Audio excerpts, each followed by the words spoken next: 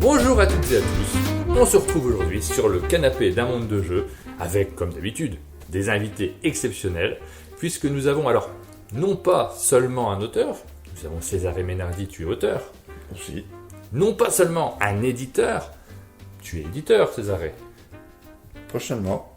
mais également un distributeur. Et c'est la première fois que nous avons un distributeur sur le canapé d'un monde de jeux, donc on est très content parce que ça va nous permettre d'aborder des thèmes un petit peu différents. Tu es le distributeur d'Atalia, une maison d'édition que l'on connaît bien, dont on vous parle souvent sur la chaîne. Et nous allons pouvoir parler de toute une dimension de l'édition dont on n'a pas souvent parlé, un petit peu quand même, hein, parce que très souvent les distributeurs sont au cœur des conversations. On a souvent abordé rapidement ce thème, mais pas avec les acteurs. Cette fois-ci, je suis très content de te recevoir. Merci d'être venu, Césarée, puisqu'on va pouvoir aborder des thèmes un petit peu différents. Et nous n'avons pas que Césarée sur ce canapé. Nous avons également Frédéric Moritel, qui travaille pour Atalia. Tout à fait. Tu as quel poste chez Atalia? Alors, je suis couteau suisse. Couteau suisse. C'est un poste indispensable. Hein, Indispensable. Toute entreprise. Donc, je m'occupe principalement de l'événementiel quand il y en a. Et puis, tout ce qui touche à la com. Et puis, un petit peu de mise en page, etc., etc. La gestion de différents logiciels qui te permet de toucher un petit peu à tout. Exactement. Et ben, on a aussi un couteau suisse, nous. C'est Sylvain qui est parmi nous également. Je pense qu'on est tous un peu couteau suisse. Ah bah, complètement, oui. Je l'ai trois, donc... Oui, je pense qu'on a plein de cordes à notre arc. Quand on ne saura plus quoi faire, sachez-le. Je parle à nos futurs employeurs. On est couteau suisse. On peut faire plein de trucs géniaux. Alors, comme d'habitude dans ce format, j'ai un téléphone. C'est pas le mien, il n'a pas voulu se brancher, le mien. Impossible de le connecter au Chromecast. C'est difficile. Dites-nous chez vous comment vous faites pour connecter un téléphone Apple à un Chromecast. Et du coup, tu as un Ça n'a pas téléphone voulu. de classe pour une Non, fois. je l'ai beaucoup moins chouette celui-ci. Il est un peu violet. C'est le téléphone de Sylvain. Et sur ce téléphone, donc je ne suis pas en train de répondre aux mails de Sylvain. Parce que je suis en train de sélectionner des photos qui vont s'afficher sur l'écran. Et vous allez pouvoir réagir à ces différentes photos, nous dire exactement ce que vous voulez. Vous pouvez faire des digressions, il n'y a pas de problème, c'est monté comme format, donc on peut partir dans toutes les directions et après on verra ce qu'on garde. Si tu dis des choses qu'il ne faut pas garder, t'inquiète pas, on ne les mettra pas en ligne. Il n'y a pas de problème, Césarée, tu peux te lâcher. Toujours. Et la première image d'ailleurs, c'est le logo d'Atalia. C'est une question qu'on s'est posée assez souvent, on l'entend, hein. Il y a un petit accent dans ta voix. Est-ce qu'il y a un rapport entre Atalia et Italie? Oui. Oui. Pas directement par le fait que je suis italien. C'est plutôt que, puisque je suis italien, j'étais en bon terme avec des éditeurs italiens que je connaissais de ma vie d'auto-éditeur d'avant et avec qui je vais sympathiser en honneur à SN, notamment Olifante, Spartaco Bertarelli. Et je savais que quand je fondais Atalia, je savais que j'aurais bossé avec eux. Oui. Et donc mes premiers, on avait Coyote qui se vendait très bien au début. Coyote, c'est le jeu dans lequel on met un bandeau autour de la tête et des cartes sur le front. Tout à fait. Il existe encore ce jeu? Alors en ce moment il n'existe pas, il va revenir l'année prochaine dans un nouveau format. Toujours chez vous? Toujours chez nous. Ouais. Parce que ça c'est un jeu mais génial, hein, Coyote, et c'est surprenant que ce jeu disparaisse des ventes, puisque alors il y a eu des éditions qui n'étaient pas forcément terribles toujours graphiquement, mais ce jeu est tellement bien qu'il devrait toujours être en boutique, hein, on devrait l'avoir en permanence. Donc une nouvelle version de Coyote qui arrivera. Une nouvelle version et qui va être très très belle au niveau graphisme et édition. Donc elle est vraiment très très chouette. Et c'est plus avant souvent il y avait des graphismes un peu enfantins, alors que c'est pas vraiment un jeu pour enfants finalement. Ouais. Et là, c'est vraiment des graphismes plus adultes, c'est plus party game, et dans une petite boîte dorée, vraiment dorée, métallisée. Ah oui. Et les cartes aussi sont dorées et métallisées, donc c'est assez chouette. Et ben ça, on en reparlera sur la chaîne avec plaisir, puisque c'est un jeu qu'on a envie de défendre. C'est une bonne nouvelle, donc il revient. Et alors, le mot Atalia, il veut dire quelque chose en particulier? Il fallait trouver un nom, donc puis avec un minimum d'ambition, je me suis dit il faudrait aussi que ce soit un nom qui puisse s'exporter ailleurs, au cas où effectivement on bosse à l'étranger. Beaucoup de brainstorming, donc effectivement je savais qu'il y avait des fournisseurs, les premiers fournisseurs seraient italiens et allemands à Atalia. Ok. D'accord, donc un petit peu d'Italie, un petit peu d'Allemagne à l'intérieur, un petit peu de France forcément. Oui. Oui, les couleurs, oui, effectivement, initialement, c'était un bleu plus foncé comme le drapeau. Et puis, ça faisait pas assez gai, donc on a fait un peu plus clair.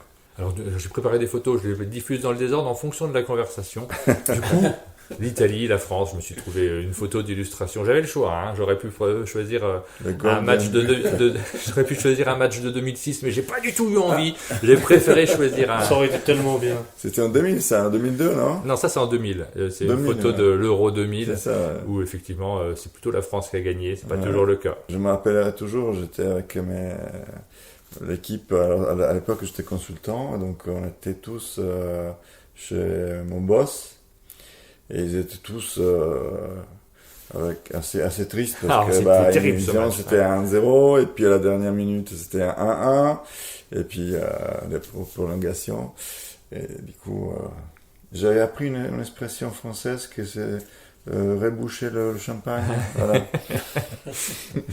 Et donc ça c'est un match mythique. Alors c'est pas pour parler du match, hein, même si ce match nous a beaucoup marqué. Et la revanche en 2006 nous a beaucoup marqué dans l'autre sens. Nous aussi, ça a été terrible en 2006 hein, pour les Français, cette victoire de l'Italie en finale. Mais si j'avais sorti cette photo, c'est tout simplement pour évoquer effectivement ta relation avec l'Italie. Tu es arrivé en France il y a 17 ans, Il y a 21 ans. 21 ans maintenant. Pour quelle raison? Qu'est-ce que tu fais en France? Eh ben, parce que moi j'ai connu ma femme en Italie, je faisais son projet Erasmus là-bas. Ouais.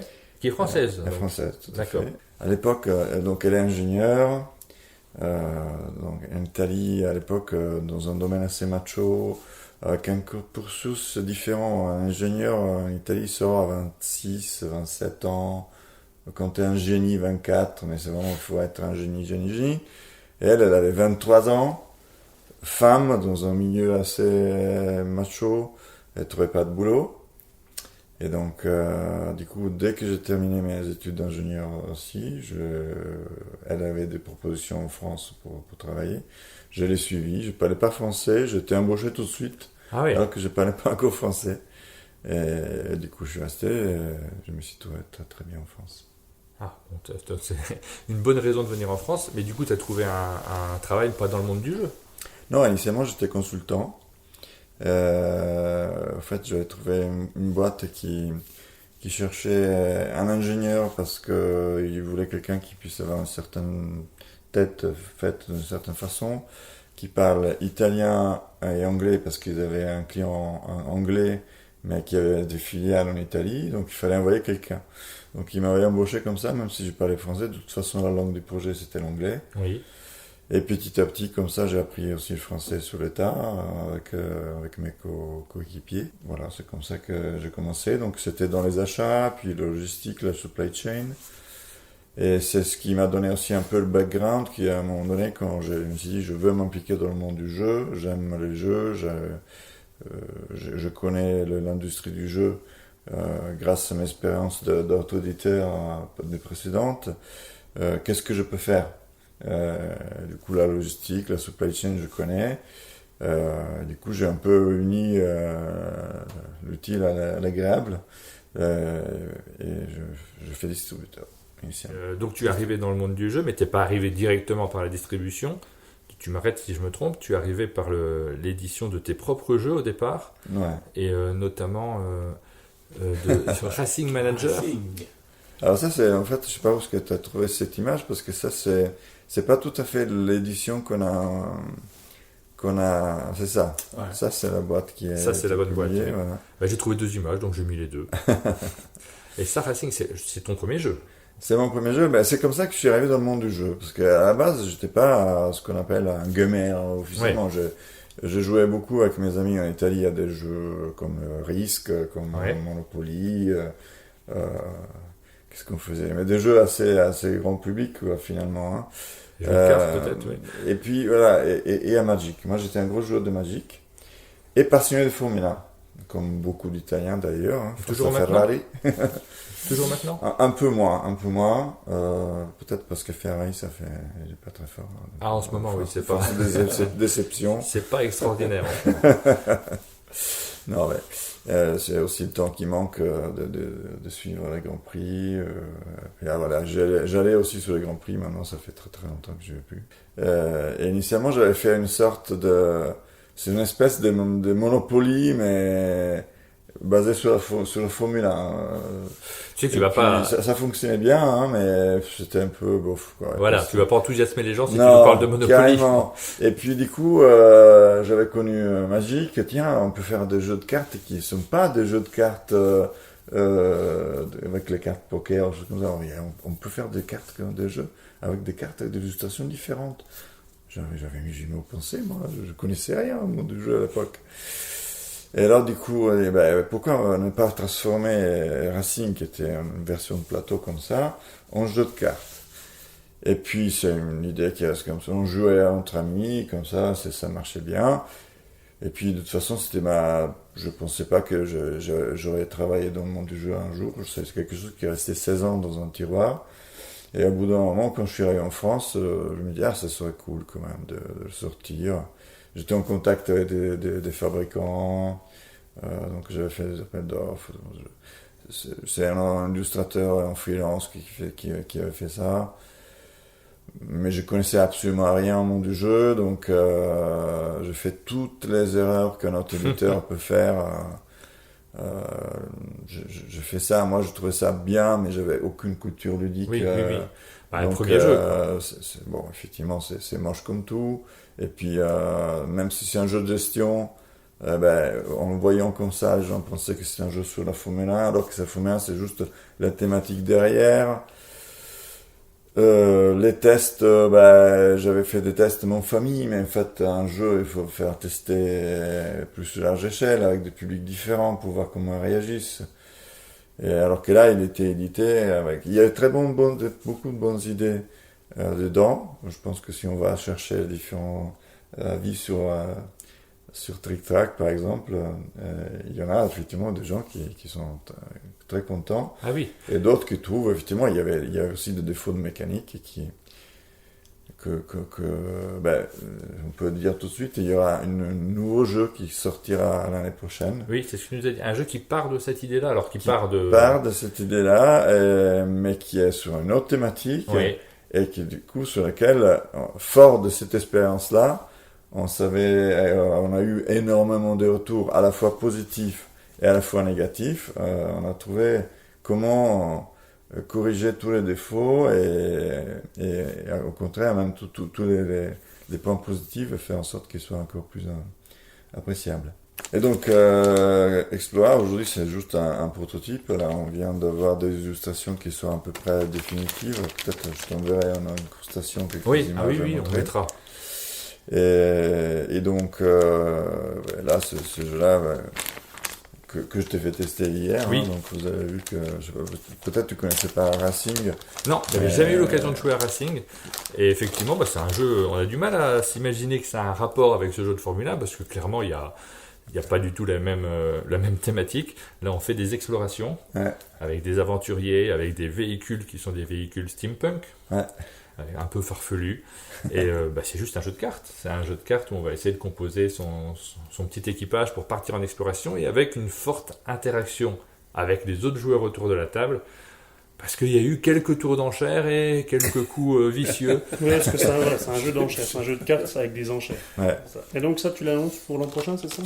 Oui, là, les illustrations sont en bon terme. Il y a encore 2 cartes à terminer. Là, on est encore en train d'affiner les règles parce qu'on veut que ce soit parfait. Donc hier, vous avez vu qu'il y avait 2 petites choses peut-être à modifier, mais on commence à être proche de ce que je voulais. Oui, là, j'ai l'impression qu'on rentre dans les derniers petits détails à peaufiner pour vraiment rendre la mécanique bien huilée. Justement, enlever ces petites exceptions pour que ce soit épuré un maximum. Ok. Donc tu as fait d'autres jeux, Robotrock, que tu as édité toi-même également. Oui, tout à fait. Initialement, bien que la première édition de ça a été en Chine. D'accord. Ils l'ont édité en Chine avant que moi-même je l'édite en France. Et ce jeu-là, c'était avant Atalia encore. Oui, tout à fait. Et celui-ci, par contre, Atalia existait déjà. Oui. Sur Spyware, tout à fait. ça c'est un troisième jeu. Ouais. un jeu avec sur le thème. Alors il y avait un espion, mais si je me souviens bien, il y a une histoire de repas également à l'intérieur, de restaurant. Oui, en fait, l'idée c'était que les joueurs c'était des espions de nationalités différentes et c'est un jeu que j'avais créé sous les stéréotypes. Parce que bon, forcément, quand on me dit je suis italien, tout le monde commence à me dire les pâtes, la pizza, etc. Et donc, j'ai voulu faire un jeu sur le stéréotype. Bon, pour ne pas... Initialement, les stéréotypes, c'était aussi vestimentaires, comportementaux, etc. Mais ça pouvait devenir un peu vexant. Donc, on a fait juste sur la partie alimentaire. Et c'était un jeu qui est publié par Azao Games. Alors Azao, on les connaît un petit peu. Ils fabriquent des jeux pour plein d'éditeurs différents. Ouais. À la base, c'est un imprimeur. C'est un imprimeur, donc qui fait très souvent les prototypes. La première version d'un jeu qu'on voit arriver, nous, au chalet, quand on va présenter un jeu, c'est souvent Azao qui a fait la boîte, qui a fait la version déjà très avancée du jeu. Ça nous permet d'avoir une bonne idée. Et là, c'est votre éditeur. J'imagine que tu as beaucoup travaillé dessus quand même en termes de... Est-ce que tu as joué sur l'aspect graphique? Est-ce que tu as fait la mise en page? Ou c'est vraiment Azao qui s'en est occupé? Non, c'est quand même Azao. Moi, je les avais mis en relation avec Olivier Fagnière, dont j'aimais beaucoup le travail. Et puis c'est les éditeurs. C'est vraiment eux qui ont édité, d'accord. Oui. Et donc, pour en venir à l'actualité du jour, la raison pour laquelle vous êtes venu également, c'est Conquête. Et ça, cette fois-ci, tu es toujours l'auteur. Ouais. Mais c'est le premier jeu sur lequel tu es éditeur en tant qu'Atalia, puisqu'on l'a vu, tu as auto-édité les jeux précédents. Mais là, cette fois-ci, Atalia n'est pas seulement le distributeur du jeu, c'est également l'éditeur. C'est quoi l'histoire de ce jeu? C'est la passion pour un jeu de plateau de conquête, c'est connu. Oui, dont on a déjà parlé juste avant. Ouais, que j'aime beaucoup. Et que par contre, avec mes enfants, on trouvait pas assez rapide pour nos goûts. Et donc, on dit pourquoi ne pas faire un jeu qui puisse donner des sensations similaires, mais uniquement avec des cartes et beaucoup plus rapide. Plus rapide, oui. J'avais déjà fait un jeu sur un principe, c'est un prototype qui n'est jamais sorti. C'était un jeu qui s'appelait Géorami, qui avait été signé d'ailleurs par un éditeur qui a disparu malheureusement avant de pouvoir l'éditer. Il avait commencé à travailler dessus. Et c'était un jeu où il fallait faire des séquences des pays limitrophes, et c'était sous des vrais pays. Et c'était un peu perçu souvent comme jeu éducatif. Et du coup, quand on a dit on fait un jeu sur la conquête, etc., la mécanique de base d'avoir des pays limitrophes sur des cartes, c'est ce qu'on a utilisé et il est né Conquête en fait. Donc en fait, chaque carte représente une région du monde avec d'autres régions autour qu'on va pouvoir récupérer. C'est d'autres cartes qu'il va falloir assembler pour avoir la plus grande zone possible. Et il y a des interactions entre les joueurs. Nous, on y a joué. On a fait une vidéo sur la chaîne, donc vous allez pouvoir découvrir le jeu. On s'attaque forcément. On essaye de récupérer des zones. Il se passe pas mal de choses autour de la table avec ce tout petit jeu de cartes qui finalement est très simple à expliquer. Il n'y a pas besoin de beaucoup de temps pour appréhender les règles. On est directement dans l'action. On a vraiment un petit côté ambiance qui s'installe avec des alliances, des fausses alliances. Ok, on s'attaque pas, on va plutôt attaquer lui. Généralement, on le fait pas, on tient pas, mais c'est très rigolo ça. Ça discute beaucoup autour de la table. En fait, c'est toi qui tiens pas. Peut-être. Non, je t'attaque pas, hein. Je mets ça, mais je t'attaque pas. C'est toi qui m'as attaqué. Donc après, il c'était juste pour échanger les cartes, parce qu'il y a une gestion des mains, donc parfois il faut avoir une possibilité d'échanger des cartes. Donc si on va attaquer, ça vous verrez la vidéo, vous ferez votre avis. Et toi, tu as travaillé dessus, du coup, vu que tu es multitâche, tu es un couteau suisse. Quelle est la part de couteau suisse que tu as utilisé sur ce jeu? Alors, sur ce jeu, pas grand-chose en fait. À part avoir testé principalement. Ouais. C'est-à-dire c'est important déjà. On était au festival de Vichy, si je ne me trompe pas. Et donc on était toute l'équipe. Ouais. Et celui de l'année dernière qui s'est passé pendant le confinement? Celui d'avant. Il y a 2 ans. Ouais. Il y a 2 ans. Et donc quand on se retrouve comme ça, on en profite pour essayer des jeux, des protos, des choses comme ça. Et César nous dit, j'ai reçu un proto d'un auteur. J'aimerais bien que vous nous donniez votre avis. Parce que tu t'étais envoyé le proto. Et c'était, voilà. Il n'avait pas dit que c'était son jeu. Non, il n'avait pas dit que c'était son jeu. Donc on a joué. C'était assez proche. C'était un petit peu plus... compliqué. Un peu plus compliqué, ouais. Mais on a bien accroché tous. Donc on a dit, ouais, c'est super. Bon, il y avait des problèmes d'ergonomie sur les cartes, des Ouais. choses comme ça. Mais l'idée du jeu nous a beaucoup plu. Et donc voilà, César, il nous a rien dit. Et puis on a continué de travailler dessus, sur des changements. On a fait des premiers essais de graphisme. Et puis c'était pendant le confinement, quand il y a eu les print and play, Oui. César dit, ben, on va mettre Conquête en print and play. Moi, t'as l'autorisation de l'auteur? Il me dit, oui, j'ai l'autorisation de l'auteur. Vous saviez C'est moi toujours l'auteur. pas, On d'accord. savait pas. Ah oui, donc tu as gardé le secret à un certain moment Voilà. avant de... Avant d'être sûr Ouais. que ça plaise, pas parce que, Parce que c'est tout. c'est moi et qu'on n'a pas le courage de me dire non, finalement c'est une grosse daube. Mais c'est compliqué ça, quand on est éditeur, parfois on se dit c'est la mauvaise idée d'être son propre éditeur quand on est l'auteur du jeu. Parce que forcément on va faire passer toutes ces idées qui nous plaisent toujours très très fort quand on est auteur du jeu. Alors que certaines, pour des raisons diverses et variées, peut-être ont besoin d'être aménagées en fonction des contraintes de l'éditeur. Là, l'éditeur il est un peu moins... il prend moins de risques, quoi. Ouais. Est-ce que cet aspect-là t'a posé problème, d'être à la fois l'éditeur et l'auteur du jeu? Non, bah, j'étais content effectivement que ça leur plaise. Et puis de toute façon, Atalia initialement a été fondé pour être uniquement distributeur. Et puis le marché évolue, Oui. aussi les besoins de l'entreprise évoluent aussi. Petit à petit, on s'est rendu compte que quand on a ses propres jeux, et ça on s'est rendu compte quand on a perdu un jeu qui fonctionnait très bien et qui est parce qu'on l'avait bien poussé, il a été racheté par un gros distributeur concurrent. On s'est rendu compte que la meilleure façon pour ne pas perdre les jeux, c'était d'une part continuer à bien bosser pour Oui. faire en sorte qu'ils soient motivés à continuer avec nous. C'est ce qu'on fait déjà et qu'on continuera à faire, mais aussi avoir ses propres jeux. Ça c'est un jeu que on ne pourra pas nous piquer. Voilà. Et puis c'est un jeu aussi qu'on pourra vendre. D'ailleurs, il sera localisé par Ur en Allemagne l'année prochaine. Et puis là, on commence à chercher d'autres éditeurs, distributeurs à l'étranger pour que ce soit des revenus dont avant on se privait finalement parce on n'importait que des jeux et Oui. on ne vendait rien à l'étranger. Là, comme ça, on pourra faire du chiffre d'affaires aussi avec l'étranger. Et donc du coup j'ai sorti la photo de Limite Limite, c'est ce jeu-là qui a quitté votre catalogue?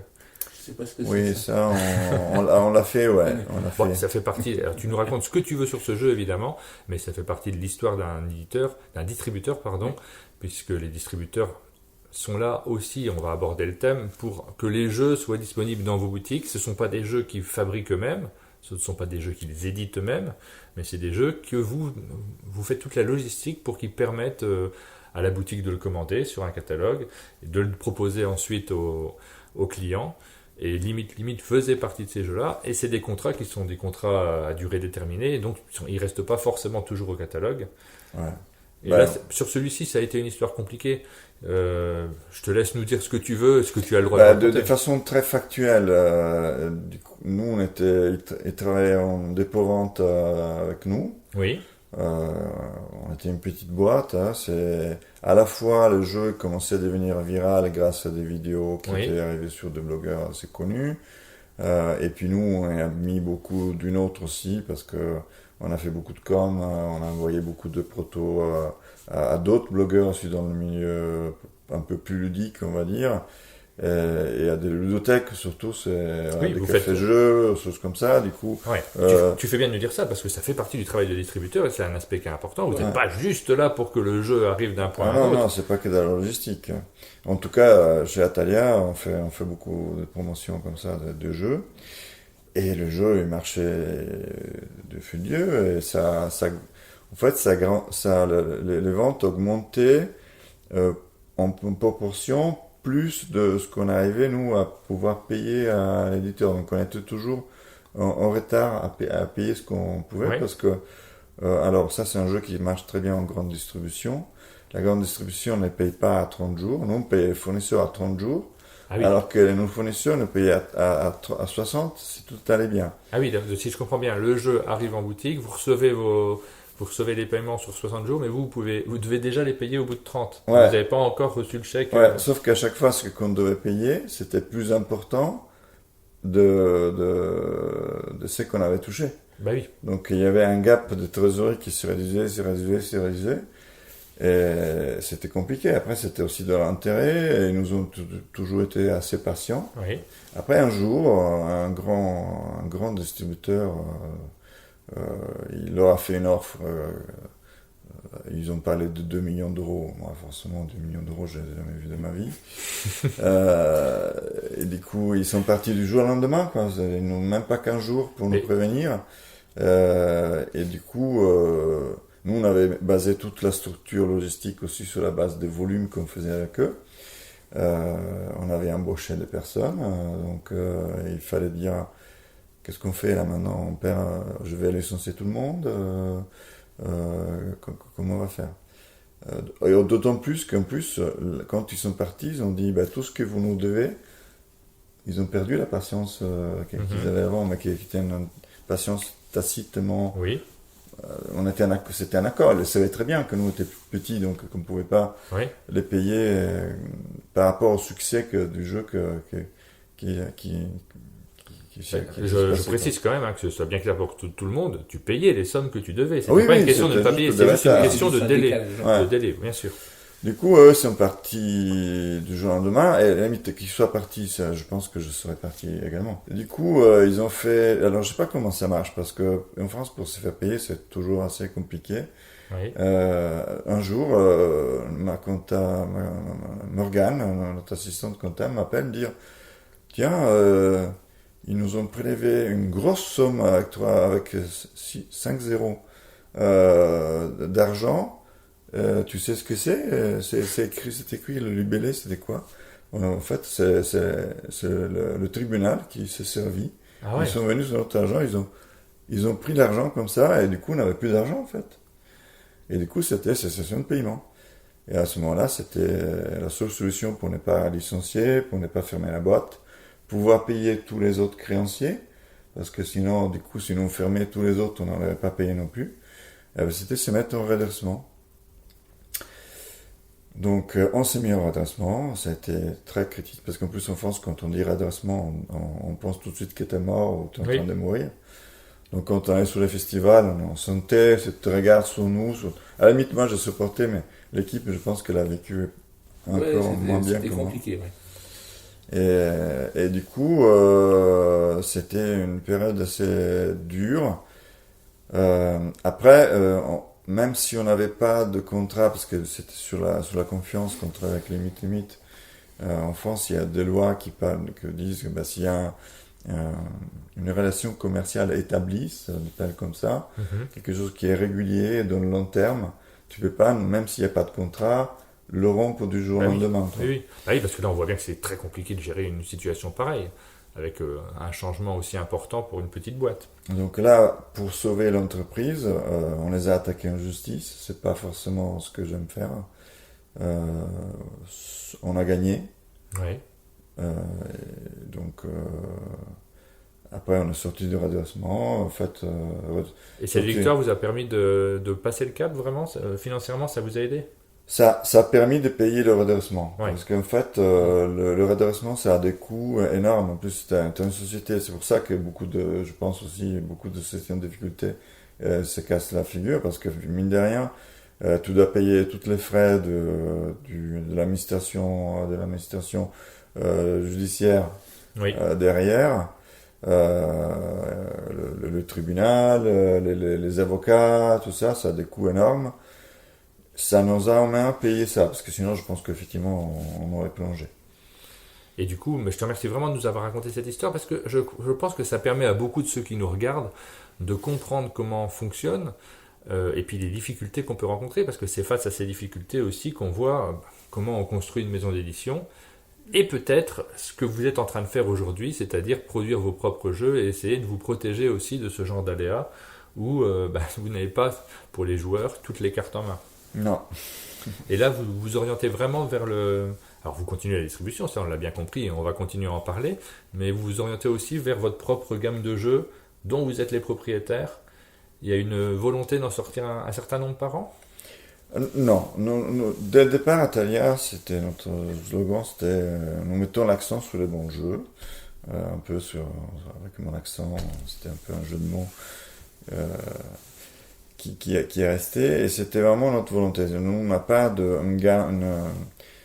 un type de jeu en particulier. Dans notre catalogue, on a un peu ici, on a des gros jeux, quoique des gros jeux, il n'y en a pas beaucoup ici, mais on a des jeux plus familiaux, on a des jeux enfants, on a des jeux adultes, on n'avait pas que limite, il y a le Junkie, par exemple, qui marche très bien, ou Je n'ai jamais. Et du coup, là, quand on s'est lancé, voilà, Schwick, c'est l'éditeur de Les Junkies, effectivement, on n'a pas cette volonté-là de faire un type de jeu et de faire un certain nombre, sortir un jeu pour faire un nombre, pour faire de la quantité, ça m'intéresse pas. Je préfère à la limite en faire moins, mais de qualité, et qu'on puisse dire, Atalia, ils sont petits, mais ils font des bons jeux. Et donc, très souvent, quand on fait le canapé, on commence par mettre la photo de l'équipe. Là, on n'a pas commencé par ça parce qu'on a abordé plein de thèmes, mais il y a plein de choses. On voit que c'est un domaine dans lequel il y a beaucoup de sujets de conversation possibles. J'en viens à la photo de l'équipe. Je ne pense pas qu'il y ait toute l'équipe sur cette photo-là, mais c'est une photo que vous avez faite chez François Hafner, qui a un gîte ludique très orienté sur le jeu et qui peut recevoir les entreprises. Vous avez fait une réunion là au printemps, c'est ça? Vous êtes tous réunis là-bas? Oui, il y a toute l'équipe. Il y a vraiment toute l'équipe. Il y a même des personnes en plus, parce qu'il y a un autre... il y a mon fils, déjà, le plus grand. C'est mon, un petit air de famille, oui. C'est Laurent, qui fait une école de design, et donc du coup, il illustrera un jeu. Il a fait l'illustration de la boîte d'un jeu qui sortira l'année prochaine, qui est une réédition, Fauna. Oui, je connais très bien Fauna, oui, bien sûr. Donc on va le ressortir, celui qui a fait la couve. Ah, d'accord. La nouvelle couve, beaucoup plus moderne. La couve, la carte, il a repris pas mal de choses, ouais. Et donc là, il y a une belle petite équipe. Et puis en milieu, il y a notre stagiaire, donc Merve, c'est dans les mains de Hélène et Sandrine. Que l'on connaît bien, elle, on les voit très souvent et sur les festivals, et puis Hélène, elle a fait partie du jury de l'As d'Or, elle s'est occupée de plateau, donc c'est une figure connue du monde du jeu. Jess Fred, on parlait de l'équipe. Hélène qui est sur Angers, Sandrine qui est sur Bordeaux, on est un petit peu tous répartis un peu partout sur la France. C'est ce que j'avais l'impression tout à l'heure quand tu disais que vous vous retrouviez sur les festivals, c'est que vous êtes tous dispatchés. Vous travaillez ensemble, mais chacun a... Ouais, on est tous en télétravail, donc... D'avant le Covid. D'avant le Covid, dès le départ de l'embauche, on est en télétravail.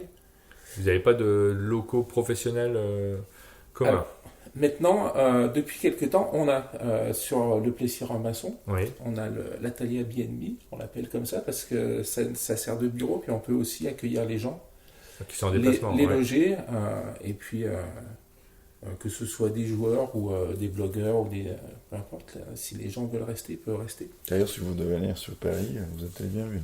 Merci. Ensuite, il y a un personnage un peu... bizarroïde qui tient une bouteille. Je ne sais pas, je ne comprends pas cette personne. Donc moi je suis sur Saint-Étienne, enfin à côté dans la campagne. Ouais. À côté de moi c'est c'est Jérémy qui s'occupe principalement du SAV et de tout ce qui est back office un petit peu. Oui. Et qui est notre régisseur aussi. Ouais, hein, c'est donc, notre il remet les choses bien carrées. À côté de lui, c'est Arnaud, donc, qui est la dernière recrue, qui a intégré l'équipe il y a quelques mois. Okay. Et on fait tous un petit peu le couteau suisse. Tout le monde a des postes spécifiques, mais tout le monde aide les autres quand il y a besoin. Donc Arnaud, on travaille pas mal ensemble. Il fait pas mal de choses pour la com aussi. Il fait des vidéos maintenant. Et puis donc devant, c'est Morgane, c'est notre comptable. D'accord. Qui est enceinte. Voilà. Qui est enceinte. Et puis on voit François Hafner qui est derrière toi, Césaré, qui n'est pas du tout dans l'équipe, mais qui vous accueillait sur son gîte ludique en Bourgogne. C'est ça. Hein. C'était cool. Et là, vous êtes mis un petit peu au vert, vous êtes réunis, puisque, comme tu l'as dit, vous êtes tous en télétravail, donc vous vous réunissez jamais, en fait, tous ensemble. On se réunissait principalement sur les gros événements, Cannes, mais tout le monde ne vient pas à Cannes, si? Si, à Cannes, on y va tous. Ouais. Ah ouais. On loue à chaque fois une villa, et on reste tous ensemble dans une villa. On a des animateurs en plus. Hein. Quand on fait Cannes, on est 14 en principe. Et c'est suffisant ce nombre de réunions dans l'année ou Alors, vous sentez quand même que c'est... Ça, c'est des réunions, on va dire, où on est tous. Oui. Et puis après, on va dire par région, on va se retrouver 2 ou 3 de l'équipe sur un festival, sur les choses comme ça. Mais effectivement, depuis qu'il n'y a plus de festival, on se voyait très très peu. Et donc là, on a fait une semaine complète et c'était vraiment très chouette. Quoi, Une semaine. Ah oui, Ouais. c'est bien. Ouais. Une semaine et on a fait que ça jouer. Quoi. Ouais. On a joué. On a essayé des nouveaux jeux, on a testé les jeux en cours. C'était vraiment très chouette. Ouais. Oui, ce que tu disais tout à l'heure, tester les jeux, c'est vrai que ne serait-ce que pour ça, c'est important quand même de pouvoir Ouais. vous rencontrer, Ouais. pour jouer tous ensemble Ouais. et puis échanger les avis. Quoi. Ouais. Sinon, ce qui se passe souvent aussi, c'est que on récupère tous des jeux. On joue avec nos groupes de joueurs, on échange et puis on s'envoie les jeux et on fait tourner comme ça pour avoir des avis un petit peu de tout le monde. Eh ben, je vous propose de faire un jeu justement, puisqu'on arrive au moment où on va regarder si la complicité elle fonctionne vraiment, parce que c'est le but dans une équipe. Hein. On fait ces réunions-là pour retrouver de la complicité entre les personnes. Je vous propose donc de faire le jeu de la complicité. Oh là, C'est mignon, faut se tenir la main vraiment. c'est bien. Ah bon, je prends des illustrations qui ne correspondent pas forcément à... Je vous ai préparé des petites enveloppes. Vous pouvez regarder ce qu'il y a à l'intérieur. Merci. À l'intérieur, vous avez des photos de jeux que vous distribuez ou que vous avez distribués. Je ne sais pas où en sont l'état des contrats de augmentation. distribution. Une augmentation. Pas Merci du tout, Martin. mais non. On a tous les mêmes jeux. Donc Oui. c'est un jeu qui s'inspire un petit peu de Compatibility, un jeu qui est édité par Cocktail Games, Très beau. mais pas tout à fait. Je vais vous donner des thèmes, 5 thèmes différents, et vous allez choisir pour chacun de ces thèmes une seule image qui correspond au thème. Donc comme il y a 5 thèmes, il va falloir choisir 5 images différentes. Attention, le même jeu ne peut pas convenir, ce serait pas très intéressant d'avoir plusieurs fois le même jeu pour chaque thème. Le premier thème, c'est un jeu qui pour vous mériterait l'As d'or. Donc vous choisissez ce que vous voulez dans votre liste de jeux que Atelier a distribué à un moment ou à un autre. Qui Je pense que mériterait, tu me oui, diras, ou qui je crois aurait qu'ils sont tous mérité. encore au catalogue là. Non, ils sont pas tous au catalogue. Il y en a qui ne le sont plus. Ouais. Vous choisissez ensuite une image d'un jeu qui pour vous est le plus sous-estimé. Donc peut-être un regret par rapport à ce jeu qui mériterait de fonctionner beaucoup mieux. Un jeu auquel vous joueriez bien là tout de suite maintenant. Si vous avez envie d'y jouer en voyant l'image, ça vous donne envie. Votre coup de cœur personnel. Et pour terminer, le 5e jeu, c'est l'idée géniale. Ce jeu où vous vous êtes dit, waouh, cette idée, elle est vraiment incroyable. Vous devez Mince, mais il y a choisir. plusieurs... Il y en a qui peuvent correspondre à tout, mais Ah oui. il faut choisir 5 images différentes et on va jouer par couple. Sylvain, il faut que tu trouves le même jeu que moi. Ok. Césarée, il faut que tu trouves le même jeu pour chaque thème que Frédéric. Si vous D'accord. arrivez à être compatible, puisque c'est le jeu de la complicité, si vous arrivez à être complice là-dessus, vous allez marquer votre point. Sinon, bah tant pis. Je vous laisse 2-3 minutes Juste pour une trouver. question, est-ce que l'URSSAF permet le licenciement en cas de qui ne trouve pas ce que je dis? C'est toi qui vois, moi je ne gère pas l'URSSAF. Allez, 2-3 minutes, vous trouvez, vous les mettez dans l'ordre et on révèle ensuite nos résultats. C'est bon pour tout le monde? Ouais, alors, on va commencer par celui qui, d'après vous, mériterait l'As d'or, donc qui ne l'a pas obtenu. Je pense qu'on va avoir des réponses communes, mais J'espère. pas forcément dans Ah, le bah même... ça c'est dans sûr le qu'on va même- avoir des réponses connues. Alors moi j'ai choisi Magic Maze. Magic Maze, je sais même pas s'il a été sélectionné. Mais en tout cas c'est un jeu, s'il a été sélectionné. Non, elle Non. était sélectionnée au Spiel de Au Spiel, CRS. mais pas à l'As d'or. Mais c'est un jeu qui a marqué les gens, qui a vraiment, je pense que c'est un de vos gros succès en édition. Ouais. Sylvain, t'es le même que moi? Au début, je l'ai mis, mais après, quand j'ai vu les autres Ah, images à mince. choisir, j'ai changé. Ah, tu l'as mis ailleurs? Ah bah évidemment, Ah, réfléchis, mince. réfléchis. Comment ça réfléchis? Pas du Et tout. du coup, par élimination, moi j'ai mis Strike. Parce que Strike, moi c'est un jeu personnellement que j'adore, c'est un jeu qui est très simple, très accessible, tout le monde peut y jouer, les joueurs comme les non-joueurs, ça mérite l'As d'or. Mais moi je l'ai mis, mais ailleurs. Bah évidemment. Ah, bah. Alors qu'est-ce que vous avez mis vous? Qui c'est qui commence? Bah, C'est moi. vas-y Frédéric. Vas-y. Moi j'ai mis le peuple loup. Ouais. As d'or. Ah, mais j'ai même pas vu le Peuple Loup, moi. Ah, bah je crois que Mais César t'es il l'a sûr qu'on a pas mis. la même Ah, chose. Mais oui, vous avez les mêmes choses. Peuple Loup, c'est un jeu pour enfants. C'est un jeu pour enfants qui est coopératif ou semi-coopératif. J'adore les graphismes. Ouais. Et, la mécanique est très simple, mais ça fonctionne très bien. Ouais. Regarde la boîte, elle brille, c'est beau. Et celui-là, Ouais, il peut l'obtenir puisque c'est pour ça, ça sera pour Oui, l'année prochaine c'est- dans ce cas-là. C'est ça. Donc là, c'est déjà du militantisme. Ça serait chouette que le peuple loup soit sélectionné. On verra ce qu'il en C'est est. pour ça d'ailleurs que je disais, c'est des jeux forcément, parce que je voyais pas de jeux nouveaux, et en fait, oui. j'ai raté. Et- Je pense que les feuilles étaient restées collées. Ah bah voilà. Et Et qu'est-ce toi, que tu as mis? tu as mis? Et ben du coup, j'ai mis Mystic Veil. Ouais. Qui, Ah, alors, est-ce qu'il est encore en lice pour cette année ou c'était pour l'année dernière? Je crois que c'était plutôt pas l'année dernière. Ah oui. Voilà. Mais c'est un jeu effectivement l'année qu'on aime dernière, beaucoup, parce que Mystic On Veil. l'a vu il y a 2 ans à Cannes. On aime vraiment beaucoup. Donc, ça c'était le premier thème. Le deuxième thème, le jeu le plus sous-estimé d'après vous. Alors moi j'ai choisi Steam Rollers, que j'aime vraiment bien, que je trouve que c'est un très très chouette jeu. Un Yams, un roll and write, mais qui est très astucieux, qui est assez riche. Celui-là, je trouve qu'on n'en parle pas assez parce qu'il est très chouette. Je ne sais pas s'il se vend bien, mais il mériterait. Oui, tout à fait. C'est un jeu assez original en plus. Je pense que c'est aussi un problème de communication Oui, et bah, c'est ça, oui. il est sorti au mauvais moment. Et en plus, il était sorti avec une espèce de campagne Kickstarter. Initialement, l'éditeur voulait essayer de passer en direct avec la boutique et s'est rendu compte que finalement, un distributeur n'a pas qu'un rôle. Mais du coup, c'était peut-être un peu trop tard, quoi. Prendre un jeu en cours, c'est toujours un peu plus difficile. Mais le jeu est très bien. T'as pas fait ça, Sylvain? Mais non, je me suis dit, Mais par c'est- rapport à une discussion qu'on a eue hier, peut-être que Fiesta Mexicana, ça allait ressortir. Bah, Ah, non, moi, oui, je suis c'est- d'accord. Alors voilà, Ah, je joue avec Césaré. Césaré trouve que Fiesta Mexicana, alors on a fait une vidéo sur Fiesta Mexicana, si vous ne connaissez pas ce jeu, allez la voir, puisque c'est un jeu qui fonctionne bien, elle était rigolote cette vidéo en C'est plus. ça, et on n'a pas forcément beaucoup entendu parler du jeu à côté, donc le sous-estimé, c'était Fiesta Mexicana pour moi. Ouais. Donc pour toi aussi, Césaré. Ah oui, carrément. Et Fred? Et ben moi, alors j'ai hésité avec Steam Roller Ouais. parce qu'effectivement, je trouve que c'est vraiment dommage. Il mérite plus que ça, ce jeu. Et puis ben, j'ai changé parce que j'ai mis Flying Kiwis. Flying Kiwis parce que moi je trouve que c'est génial. Hein. Ouais, un petit jeu de chez C'est publié par rigolo. Amour. Le troisième thème, j'y jouerais bien là tout de suite. Alors, moi, j'ai choisi Strike, parce que je savais que Sylvain voudrait jouer là tout de suite à Strike, mais tu l'as déjà mis ailleurs, t'as Mais pas vu que pris je l'ai ça? mis ailleurs, du coup, je me suis dit, ok, je jouerais bien à High School. Parce qu'à High School, c'est toujours rigolo d'y jouer un petit coup. Ouais, Donc un petit High School, on rigolerait bien. ouais, c'est vrai, j'ai peut-être mis High School, mais ailleurs. On va marquer les points. Ah quand bah, on même, va si pas a marquer de des- points, mais on aura parlé des jeux, c'est pas Ok, grave. donc nous, c'est pas bon, et vous? C'est un autre qui aurait pu être Asdor, High School. Ah aussi. oui, Oui. ouais. Carrément. Mais en Oui, fait, parce qu'il y a un c'était paquet compliqué de- de répartir. Ouais. Mm. Fred? Et ben moi j'ai mis Fiesta Mexicana. Ah, je crois que tu vas pas marqué de points non plus, puisqu'on l'a déjà vu passer, Fiesta Ouais. Mexicana.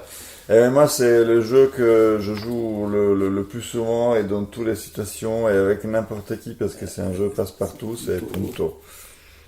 Voilà. Punto, Quelque part. alors voilà, petite boîte, un jeu très très efficace, dans une toute petite boîte, il y en a plusieurs je crois dans cette gamme là, il y a Gold également qui est Gold. paru dans cette boîte, il y en aura Ouais. d'autres? Et il y en a d'autres qui vont sortir la prochaine casse-noisette.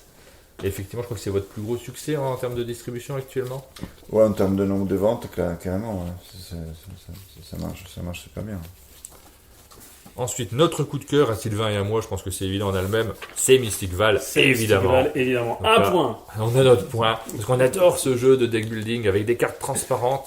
Moi, c'est un système que... Alors déjà, la mécanique, j'aime bien. Le système de jeu, ça aurait pu être dans l'idée géniale, hein, parce que la carte transparente qu'on va mettre dans le même protège-carte, C'est ça. pour avoir des cartes qui évoluent au fil de la partie, c'est vraiment brillant. Il y a C'est du deck building, du stop ou encore, ces petites cartes en plus que tu crées au fur et à mesure de la partie, ça marche très très bien. c'est oui. tellement brillant que J'avais pas trop de doutes. l'éditeur a fait d'autres jeux avec ce... enfin, l'auteur, en tout cas, Ouais. a fait d'autres jeux avec ce système-là, mais qui sont moins bien. Je pense que Mystic Val, la fluidité et la simplicité fait que je trouve que c'est un indispensable de toute bonne ludothèque. Qu'est-ce que vous avez choisi? Est-ce que vous avez un point, vous? On va voir. J'ai mis Rajas of the Ganges. Ah, j'ai hésité. Et J'ai ouais. hésité, non, moi, je Ah. s'énerve. Là, on est dans les plus Yes. beaux jeux. Mais c'est nous qui gagnons ce match, Sylvain. Pour l'instant, attention, il reste une cinquième. Au pire, il y aura Ah ouais, égalité. mais je pense On qu'on peut l'aura gagner. pas. Ah oui, c'est vrai, il y a la cinquième. Et la cinquième, On l'aura pas, la cinquième. L'idée géniale. High School. L'idée géniale. c'est génial l'idée de High School Ouais, avec c'est ces, vrai, ces petits c'est coups vrai. couteaux qui sont. Moi, l'idée géniale, c'est Magic Maze. Bah ouais, c'est- Ce mais- côté ouais. où, sans parler, on doit chacun avoir des petites. Enfin, Bon, les amis, mais dans d'autres rubriques. c'est ça. Hey Bravo Eh ben, moi, c'est un Magic jeu Maze. que j'ai hésité à mettre dans la catégorie des sous-estimés. Pour moi, c'est Team 3. Oui. Eh ouais. Ouais. Team 3, C'est vrai. c'est à la fois sous-estimé parce qu'il est passé un peu sous le radar de beaucoup Oui. de personnes. Et à la fois, l'idée, c'est simplement génial d'avoir un joueur qui doit construire avec des pièces, une structure selon une carte PMU particulière. Un joueur qui la voit, donc il fait des gestes à une troisième personne, parce que la personne qui construit, il a les yeux fermés, et donc la personne qui voit les gestes, elle peut parler, expliquer à la personne qui a les yeux fermés comment il doit construire la structure. Et c'est trop rigolo, quoi. C'est ça, c'est un jeu qui prend le principe du singe, là, le singe qui, Bah oui, qui se d'ailleurs, bouge, on le voit sur la bien couverture. dans la qui se bouge couverture. les oreilles, celui qui se bouge les yeux, celui qui se bouge la bouche, c'était coopératif. Ouais. Il y avait beaucoup de jeux qui marchaient dans chacune des rubriques. Eh ben, ce sera la difficulté de ce jeu. Mais on a un point. Bah, est-ce que ça ne deviendrait pas un jeu récurrent pour Alors notre moi, canapé pour le coup, j'ai bien aimé, c'est rigolo, et on a gagné. Ah bon, en plus. Ça reviendra. C'est validé. On va revenir à votre travail de distributeur. Maintenant, on a parlé pas mal d'éditions avec le jeu Conquête. Et là, j'ai pris la carte de France avec, et pas que de France d'ailleurs, parce que je vois qu'il y a un peu c'est quoi, Belgique, la Belgique, le Luxembourg La Suisse. et la Suisse également. Vous avez pas mal de boutiques, mais c'est le rôle du distributeur. Vous avez des contacts avec beaucoup de boutiques qui sont vos clients, à qui vous envoyez vos jeux. On voit que la carte est bien représentée. Il y a quelques trous à certaines zones, mais j'imagine que c'est des zones où il n'y a pas beaucoup il y a peut-être moins d'habitants également. C'est un travail de longue haleine, ça, de se positionner auprès de toutes les boutiques. Ah oui, carrément. Ouais. Déjà, quand j'ai fondé Atalia, on part de 0 clients. On n'est pas connu. On a toujours. Les boutiques, ils ont plein de jeux parmi lesquels choisir, donc c'est pas facile. Donc il faut les convaincre que. On n'a pas trouvé un petit jeu perdu que personne ne voulait, que du coup on essaie de le réfurier. Donc au départ, effectivement, c'était un peu difficile. Mais après, on monte en allant sur les festivals. Sur le festival, il y a toujours une boutique qui vend. Elle voit qu'effectivement, les gens s'assoient à tes tables, ils en sortent contents, ils vont à la boutique, ils demandent le jeu. Ah tiens, je l'avais pas un propre prix parce que j'ai douté. En fait, non, généralement, nos jeux sont bons. Et puis, maintenant qu'on est un peu plus connu, je pense que c'est encore meilleur parce qu'on arrive à séduire aussi des éditeurs qui ont encore plus de bouteilles, on va dire. Et tu fais bien d'insister sur le fait que de cette image qu'on peut avoir des fois d'un nouveau distributeur qui arrive, qu'on ne connaît pas encore, que celui-ci va récupérer les jeux que les autres ne font pas. Et donc ceux qui restent, et donc peut-être que c'est pas nécessaire de travailler avec lui. C'est une image qu'il faut évoquer parce que c'est une image qui existe avec les distributeurs qui ne sont pas les plus gros, à savoir Asmodée ou Hachette maintenant, qui ont des catalogues très volumineux avec des acteurs majeurs en tout cas, qu'on connaît très très bien. Il y a beaucoup de distributeurs, on n'a pas idée du nombre de distributeurs qui existent en France, mais en fait il y en a vraiment beaucoup avec chacun des catalogues très spécifiques. Aujourd'hui on discute avec des distributeurs de plus en plus. Il y a Néoludis, qui est un distributeur qui est très spécifique aussi, avec un catalogue qui est assez riche également, mais qu'on ne connaît pas trop, que les gens ne connaissent pas réellement et dont on parle assez peu. On parle tout le temps d'Asmodée, tout le temps d'Hachette, il y en a d'autres. Il y a BlackRock évidemment, on en parle beaucoup, mais qui fait partie d'Hachette. Ils sont grands maintenant. Ils sont très très grands. On a Ludistri, voilà, tout petit distributeur que les gens ne connaissent pas beaucoup, mais qui est de plus en plus présent. Puis je ne vais pas tous les citer, mais il y en a pas mal d'autres. Et pour les boutiques, c'est compliqué de gérer tous ces distributeurs qui arrivent. Bah oui, parce que ça leur fait autant de contacts en plus, autant de factures, de commandes à traiter. Et donc, souvent les boutiquiers ne sont pas forcément des gestionnaires, hein, donc je comprends effectivement que ça peut être compliqué. Mais après, je pense que c'est pas ça la vraie difficulté. La vraie difficulté, et je comprends, et c'est pour ça qu'on travaille dans leur sens, c'est faire la sélection, choisir les jeux. Oui. Parce qu'il y en a vraiment trop. Encore en France, tous les jeux qui sortent dans le monde n'arrivent pas. Et nous, on travaille beaucoup dans ce sens-là, faire des sélections. Si un jeu n'apporte pas quelque chose de nouveau, même s'il est bien, même s'il est beau, on s'en fout, quoi. Je vois pas quel est l'intérêt de le prendre, quoi. Bon, il peut y avoir des exceptions pour des raisons commerciales de temps en temps, mais généralement, il y a toujours le jeu, si on le prend, c'est parce qu'il y a vraiment un plus. Oui. Et on voit souvent des jeux qu'on a refusés comme ça chez d'autres, parfois même des plus grands. Donc, c'est parce qu'après, effectivement, il y a les aspects qualité du jeu qui, pour nous, sont prioritaires. Et après, il y a aussi les aspects économiques. Économiques, bien sûr, oui. Quand on a derrière des éditeurs qui ont beaucoup investi, Ils veulent aussi peut-être travailler avec un grand, et donc ils leur offrent des prix particulièrement intéressants. Donc le grand le prend quand même. Voilà, ça peut, voilà, je caricaturise un peu, mais il y a plusieurs éléments qui font qu'on choisit un jeu plus qu'un autre.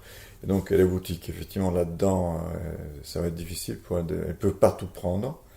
Elles ont besoin puis leur travail, c'est de vendre les jeux. Évidemment, c'est bien entendu de les connaître. Les boutiques, c'est pas juste des vendeurs. On a beaucoup trop tendance à les résumer comme des gens qui tiennent une petite boutique dans un lieu donné. Il faut qu'ils se renseignent, il faut qu'ils connaissent le jeu pour pouvoir le conseiller. Et cet aspect-là, il est compliqué dans la mesure où, avant de le conseiller, il faut le commander. Et pour le commander, il faudrait connaître tous les jeux que tous les distributeurs proposent. Vous avez maintenant une vocation qui est celle d'expliquer également aux boutiques les jeux que vous leur proposez. Ça fait partie maintenant de votre travail vraiment, et ça on n'y pense pas suffisamment. On ne pense pas suffisamment que vous devez communiquer également sur les jeux. C'est pour ça qu'on est là d'ailleurs, hein. C'est pour se faire connaître aussi, pour expliquer ce qu'on fait, parce que on est là pas uniquement pour acheter des jeux à quelqu'un et les vendre à une boutique. Oui. Et puis on est là par passion, surtout. Ça c'est évident. Hein. Quand on voit toutes les difficultés, on les a déjà évoquées au début de l'émission. Ouais. Les difficultés que vous pouvez rencontrer, c'est jamais un pari gagné. Une entreprise de ce type-là, s'il n'y a pas le côté passionnel, je pense que c'est difficile de s'en sortir également. Et je voudrais aborder aussi, si tu peux nous expliquer un petit peu les différents modèles de distribution, parce que si j'ai bien compris, au gré de nos discussions, j'ai l'impression que c'est pas toujours le même modèle. Parfois il y a du dépôt-vente. Ouais. Parfois, il y a des jeux qui sont que vous achetez directement auprès de l'éditeur. Oui, exactement. Alors, comment ça fonctionne? Quels sont les différents cas de figure? Principalement, c'est les deux, effectivement. Soit il y a l'achat ferme, donc là, vous achetez le jeu à l'éditeur. Oui, après, il y a aussi la licence, aussi, qui est du coup une sorte d'édition, mais Ouais. on prend la licence quelqu'un, donc ça, effectivement, c'est les trois cas de figure. D'accord. On achète la licence d'un jeu, c'est-à-dire que le droit de pouvoir utiliser les images, de pouvoir les reproduire, etc. Donc là, un exemple de jeu que vous avez en licence. Merve. Merve. Tu m'as dit Mystic Vale, ça sera le cas aussi? Mystic Vale, on vient d'acheter la licence, mais maintenant on distribue encore sous marque Silex. Donc là, vous allez avoir votre logo, parce que d'une certaine manière, vous serez l'éditeur francophone de ce jeu-là. Tout à fait. Ça sera le logo Atalia. Et le jeu, vous le proposez sous votre nom. Il appartient à un autre éditeur à l'étranger. Ouais. Et vous faites la licence, mais vous êtes propriétaire en France. Oui, tout à fait. Avec un contrat d'une durée donnée. C'est comme ça que ça fonctionne? Généralement, oui, bien sûr. Ouais. Il y a à peu près, ça varie selon la licence. Et donc là, du coup, après, c'est à nous de contacter un fabricant pour fabriquer le jeu, de le faire venir ici. Donc c'est une partie du travail de l'éditeur, sauf qu'il n'y a pas toute la partie de développement derrière, et choix du prototype, choix de l'illustrateur, développement d'illustration, affinage des règles, tout ça. Tout ça, c'est déjà fait. Après, il y a l'achat ferme, donc ça peut être, Magic Maze ou Nom des Renards. Voilà. Là, vous achetez un certain nombre, donc c'est dès le début. En collaboration avec l'éditeur, on parle de Magic Maze, c'est un jeu qui est publié par Seeddown. Donc là, au départ, ils vous parlent de l'idée, ils vous font jouer au jeu déjà avant de l'éditer? Avec Seeddown, ils nous ont contactés quand on avait la deuxième année d'Atalia, donc on était tout petit. Oui. Je me rappelle toujours, j'étais en autoroute, et Didier, le boss, il m'appelle, Didier Deleuze, oui. que je connaissais à peine, et il me demande comment vous travaillez, qu'est-ce que vous faites. J'avais vu qu'il était intéressé avec travailler avec moi, et je dis, Seeddown, pour moi, c'était... j'avais une vision de Seeddown comme un grand éditeur, que quelqu'un qui a des produits. Et j'étais surpris qu'il appelle un distributeur comme moi, qui est au début, etc. C'est pas un si gros éditeur, Seeddown. À la base, c'est Plateau, le magazine Ouais, Plateau. mais n'empêche que moi, je le voyais sur tous les festivals, etc. Donc quand il m'appelait, je me rappelle toujours, j'étais assez impressionné. Et puis j'étais fier qu'il me propose. Le premier jeu qu'on a fait ensemble, c'était Echo de Henri Kermarek. Oui. Un excellent jeu, un peu abstrait, très beau, vraiment très très très beau, et qui a relativement bien marché aussi, compte tenu que effectivement nous en plus on était tout petit, encore plus petit que maintenant, et on n'avait pas toutes ces boutiques qu'on a vues là. Alors, dans tout ce que tu as montré tout à l'heure, on voyait que les boutiques indépendantes. Hein. Oui. Après, là, on travaille de plus en plus avec Fnac, Cultura, Oui, les chaînes. quelques jouets clubs, la Grande Récré, King Jouet, etc., le Fur du Nord, pour en citer certains. Qui ont certains jeux, ils n'ont pas tous les jeux, sinon on serait, De toute façon, on c'est serait le principe. Asmodée, quoi. Et même Asmodée, ils vendent pas tous leurs jeux à toutes les boutiques. Non, Ils ont bien un sûr. catalogue très Ouais, varié. carrément. Et du coup, c'est pour dire quoi? Je ne sais plus, je me suis Eh ben, on perdu, était sur Magic Maze. Sur Oui. l'achat ferme. On est- Ouais, Voilà. et Magic Maze, c'est en achat ferme, donc c'était le deuxième jeu, je crois, qu'on a fait avec eux. Oui. Qui est leur Bon. gros succès, Magic Maze, toujours, chez Sidon. Ah oui. Un jeu qui a vraiment trouvé son public. Bah, c'est un jeu un peu clivant, je pense que c'est pour ça qu'il n'a pas été nommé à Cannes, par exemple.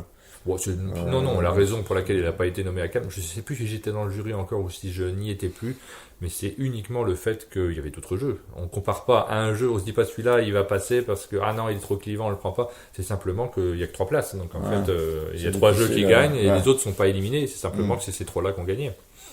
En tout cas, je sais que c'est un jeu un peu clivant. Parce Oui, que mais ça c'est pas ne grave. pas Tous plaire à les tout jeux le sont monde. clivants. Oui. Mais celui-là en particulier, parce qu'effectivement, c'est un jeu qui est tellement original que ça peut être déroutant. Là, Oui, moi, The ma Mind première qui a partie, gagné la oui, Store. The Mind, c'est The Mind pareil, est très c'est clivant et il l'a similaire, gagné, donc ça joue pas en fait, je pense, pour une Ouais. sélection. T'as raison. Du coup, en tout cas, voilà, c'est un jeu qui est excellent et la première partie que j'avais fait, je me rappelle, j'avais rien compris. Les jeux de rapidité, c'est pas mon truc, hein, donc. Et après, grâce à ce jeu-là, petit à petit, je me suis fait. Parce qu'après, c'est une question de réflexe, Bien sûr. d'habitude, d'entraînement. C'est ça les jeux de rapidité, c'est de l'entraînement. Tout à fait. Et du coup, on devient rapide grâce à ce jeu, à réfléchir rapidement. Et donc sur un jeu Réfléchis. comme Magic Maze, dès le début, vous dites à l'éditeur, on va vous en acheter directement 1000 exemplaires ou je ne sais pas combien. Oui, ben après, ça dépend aussi de la confiance qu'on a dans Oui. le jeu. Généralement, les premiers tirages ne sont toujours pas énormes. Oui, bien sûr, Après, puis on peut maintenant, tirer derrière. Magic Maze, on le prend par des grosses quantités à chaque fois. Donc vous donnez un nombre, l'éditeur en tire autant qu'il le souhaite, pas forcément, il peut en tirer davantage que le nombre que vous avez Ben annoncé. après, alors surtout Magic Maze, initialement c'était multilingue, maintenant c'est plus trop le cas. On a parfois des versions multilingues quand on est en rupture parce que il faut aussi essayer de ne pas d'éviter les ruptures au maximum.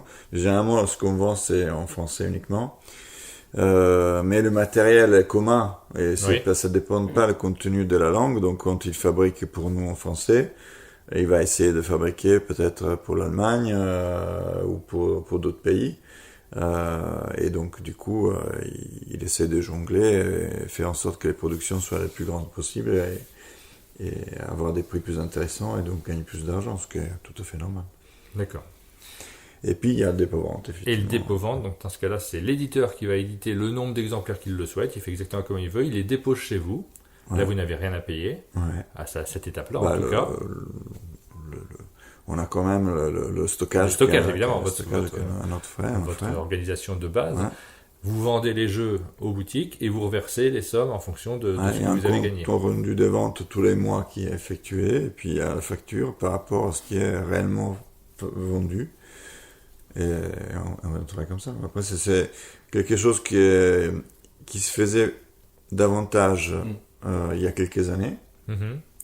Et quand j'avais fondé Atalia, je me rappelle que je l'ai fondé, j'avais pas beaucoup de trésor, j'avais pas beaucoup d'argent, et si j'avais dû faire de l'achat ferme, rien que 4 ou 5 jeux différents, j'aurais pas pu fonder Atalia, par exemple. Et du coup, c'est grâce à ce système-là que j'ai pu effectivement proposer des jeux, et puis petit à petit, ça s'est aussi évolué, aussi, c'est quand même, en fait, travailler en dépôt-vente, pour un éditeur, c'est toujours un peu faire un investissement à l'avance sans avoir aucune garantie qu'on vend le jeu.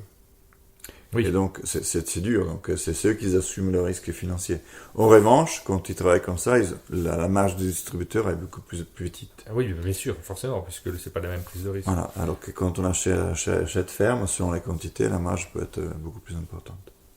Et comment on fait pour avoir accès aux petites boutiques, alors j'ai pris une photo de notre petite boutique locale. À chaque fois qu'on peut la replacer, on la met dans nos émissions. Et pour toucher les toutes petites boutiques, alors on le voit à l'Uditoy, c'est juste une salle avec une grande partie qui est consacrée aux jouets pour enfants, parce que forcément dans les toutes petites boutiques, il faut toucher un public qui est un public peut-être plus large, plus familial aussi. Et il y a des rayons qui sont consacrés aux jeux de société, mais l'éditeur va faire des choix. Ça, c'est la boutique de Pontarlier, qui est pas loin de chez nous. Donc il fait des choix, il va choisir des jeux en fonction de... c'est son maître linéaire, il n'en a pas tant que ça, et en fonction de ce qu'il est capable de vendre. Donc par exemple, s'il fait un jeu de dessin, il va en choisir un seul. S'il part sur du gros jeu, il va avoir 5 ou 6 références, mais pas forcément énormément non plus. Donc il y a son expertise, il y a son choix. Et vous, votre mission, c'est de réussir à placer vos jeux dans des boutiques comme celle-ci. Ça, j'imagine que ça a de l'importance pour vous également. Comment on fait pour les toucher techniquement ? Alors initialement c'était surtout avec les festivals, parce que effectivement aller en boutique c'est important, leur présenter les jeux, etc. Mais ou les appeler par téléphone, nous forcément quand on parle d'un jeu, on va pas en parler mal. Oui, c'est normal. Évident, oui. Après et du coup quand c'est le public même qui va en boutique qui demande un jeu, quoi de mieux pour montrer que les jeux sont vraiment bien.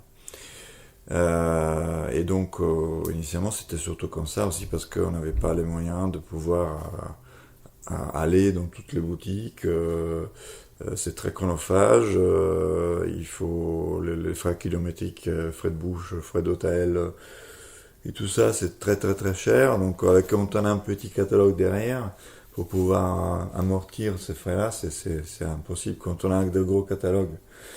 Donc au départ c'était les festivals et maintenant ça a un peu évolué. C'est un peu évolué, mais c'est quand même il y a ça, il y a puis venir chez vous par exemple, ou aller chez vos confrères, ou envoyer des jeux à différents blogueurs, à différents influenceurs. J'aime pas ces termes-là parce que je pense que finalement ils influencent pas grand-chose, mais en tout cas ils ont le mérite de parler d'un jeu, de montrer et pouvoir intéresser à quelqu'un qui dise tiens, lui il a dit ça de ce jeu-là, qu'est-ce qu'ils disent les autres, tout le monde semble plus ou moins d'accord, je vais l'acheter. Donc il y a toutes ces façons-là. Et puis là, je pense qu'il faudrait essayer d'organiser des réunions peut-être avec les festivals, avec les boutiques localement, pour essayer de les inviter, faire des journées dédiées aux boutiques. On va essayer, on n'a pas encore fait. Il y a les festivals professionnels, Vichy on en a déjà parlé, c'est l'occasion de rencontrer plein de boutiques dans un seul coup. Et voilà, nous on travaille comme ça, et puis finalement c'est vous, public, nos meilleurs commerciaux, testez nos jeux et puis parlez-en en boutique, parce que souvent ils attendent votre feedback. Oui, c'est ça. Les boutiques n'ont pas le temps de tout voir, donc nous effectivement on fait une partie du travail, on présente les jeux, on vous en montre quelques-uns, mais c'est compliqué pour elles, on se met vraiment à leur place, et en ce moment ça l'est d'autant plus qu'il y a alors j'aime pas trop le terme de surproduction parce que c'est un terme, non pas que ça n'existe pas, ça existe complètement la surproduction en ce moment, mais c'est un terme qui est purement commercial, et nous on est dans un domaine créatif, on est des joueurs aussi avant toute chose, et ce qui nous intéresse c'est d'avoir accès à des tonnes de jeux pour aller vers ceux qui nous plaisent le plus, évidemment. Donc cet aspect de surproduction, c'est une vraie problématique et très importante pour les acteurs qui regardent les finances, qui regardent les difficultés qu'ils ont à occuper de la place. Mais pour les joueurs, finalement, c'est comme dans le domaine de la littérature, comme dans le domaine de la musique, on ne se pose pas la question de la même façon. La petite question, peut-être pour toi Fred, en tant que joueur, j'ai l'impression que le cheminement logique pour nous, c'est qu'un auteur crée un jeu, le montre à un éditeur qui va le peaufiner, qui ensuite le présente à son distributeur pour le répartir. Est-ce que vous, en tant que distributeur, ça vous arrive de trouver des jeux, peut-être des localisations, et de vous dire, avec mon catalogue d'éditeurs, je vais peut-être proposer ce jeu à cet éditeur parce que c'est cohérent pour lui. Est-ce que vous faites aussi ce chemin-là ? Alors, oui, on l'a fait parce que donc pour pas mal de jeunes auteurs ils savent pas bien la différence entre distributeur, éditeur. Ouais. Et donc sur les festivals, moi j'étais souvent confronté à des auteurs qui venaient en me disant j'ai un prototype, est-ce que je peux te le montrer? Voilà. Donc je leur expliquais que à cette époque-là, nous on n'était pas éditeur, on était uniquement distributeur. Et puis en général, j'essayais quand même le proto avec eux. Et suivant mon ressenti, je leur disais contactez Césarée. On a peut-être des éditeurs qui seront intéressés par ce type de produit. Ouais. Ok. Ouais, c'est toujours un peu difficile de pouvoir se mettre à la tête de nos éditeurs. Donc, mais maintenant, effectivement, ils peuvent nous contacter en direct pour essayer de nous proposer les jeux. On a fait un article sur notre site qui l'explique aussi, mais on a une petite structure, on n'a pas la capacité d'analyser beaucoup de protos. Donc aujourd'hui, les protos, c'est beaucoup par bouche-oreille. S'il y a plusieurs personnes qui me parlent du même proto, et que je sais qu'il est déjà bien avancé en phase de développement, parce qu'on n'a pas la possibilité de passer des heures à développer, ou voir parfois il y a des éditeurs qui reprennent juste l'idée d'un jeu et puis le remodèlent complètement. Nous on fait pas du tout ce travail-là, en tout cas pour le moment on n'a pas la structure pour le faire. Donc on est assez actif là-dessus aussi, quoi. C'est un jeu qu'on n'a pas évoqué, c'est East India Companies. C'est un jeu qui avait gagné Paris Ludique la partie de concours prototype en 2017. Oui. C'est un jeu qui n'a pas été édité avant parce que c'était signé par un grand, par Asteri, qui du coup n'édite plus de jeu parce qu'il a été racheté. Dès que les droits sont revenus, moi je me rappelle à l'époque, tout le monde m'en parlait, ce jeu-là, c'était les gens qui l'avaient testé à Paris Ludique, ils étaient tous super contents. Et ben, plus au niveau de développement, Pascal Ribro, l'auteur, et je pense aussi que peut-être il y avait un peu la patte de Hystérie. Bah, le jeu était déjà parfait, donc il fallait juste trouver un bon illustrateur pour faire une illustration, une boîte qui soit à la hauteur du jeu. Je pense qu'on l'a fait, je pense qu'on va t'envoyer une boîte pour que tu puisses l'incruster et montrer en avant-première. On fera ça, oui. Et donc ça, c'est un jeu que vous allez éditer en tant qu'éditeur cette fois-ci. Aussi, oui. Donc c'est nos trois premiers jeux, c'est Conquête, Explora et East India Companies. East India Companies aussi sera localisé également en Paris, toujours en Allemagne. En Allemagne. Et probablement Explora, mais Explora, ils avaient connu le premier proto qui a encore un peu quelques problèmes, donc ça on n'a pas encore signé pour cette raison-là, mais je pense que quand ils vont voir le travail qu'on a réalisé dessus, je suis assez confiant qu'ils feront ça aussi. Ok. Eh ben, merci beaucoup pour votre venue, pour nous avoir présenté tous ces projets et les projets qui arrivent, puisqu'on va avoir l'occasion d'en reparler sur la chaîne. On a fait une vidéo spécifique sur le jeu Conquête. Et puis nous, on va terminer cette émission déjà en vous remerciant d'avoir fait le déplacement. Ben, merci. Et puis j'ai un petit test quand même. Puisque vous êtes d'excellents distributeurs, voilà. On va faire un petit test sur la distribution de jeux. Sylvain, juste en bas là, tu as des jeux de cartes.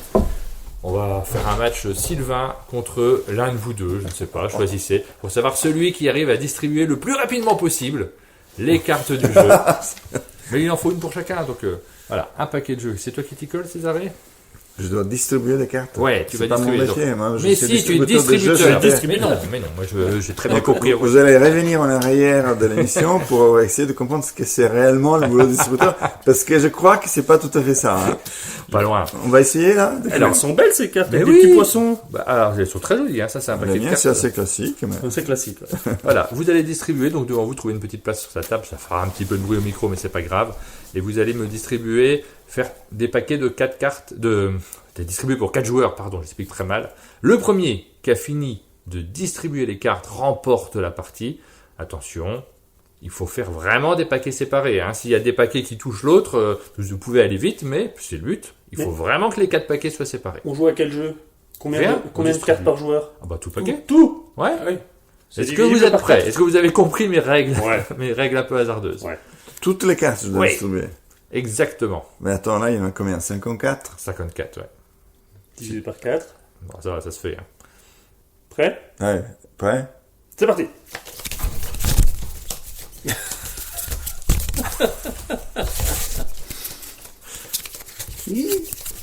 Ah, j'ai envie de compter. Ah, c'est quoi ça? C'est bon. Ah, On a eu deux techniques complètement On fait comme différentes. La première technique, celle de Césarée, c'était de faire des tas à peu près de la même taille, mais j'aurais vérifié. Hein. Une quart de différence, ça n'aurait pas fonctionné. Et la technique plus classique de Sylvain Zito. Mais qui est la technique gagnante. Bravo Sylvain!